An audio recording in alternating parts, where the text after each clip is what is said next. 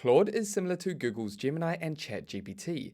It has become a popular AI assistant and AI ecosystem. Now, what makes Claude stand out is their AI connectors. These integrate Claude AI with your favorite third-party apps like Xero, Gmail, Google Calendar, Shopify, and more. These connections allow Claude AI to access data, perform tasks, analyze, and automate activities across your apps. It's incredible what you can do inside of Claude Chat when connecting your favorite apps. And today, I'm excited to share what is possible with the Claude Google Drive connector. First, what we need to do is connect Google Drive with Claude. To do that, navigate over to the left-hand side, locate Customize, then navigate up to Connectors. This is where you can manage all your connectors, all your third-party apps that are connected with Claude. You can disconnect the associated app and manage the permissions that Claude has access to.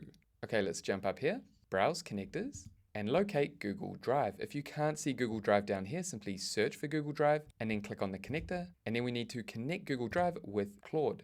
Simply choose the Google account you want to connect, click continue, make sure you select the services that Claude will have access to, and then navigate over to a new chat and come down here. This connector allows you to search for anything inside your drive. You can also read any file contents, upload new files, and extract any type of data. For example, we also have this quick action here. These are some prompt templates that we can leverage. Okay, so I'm going to jump up here and create a new folder for the project called Sheetify Feed. Add a Google Doc that outlines a standard SaaS product dev journey. Essentially, what I want to do is create a new project from inside this Claude chat and add contents to my Google Drive.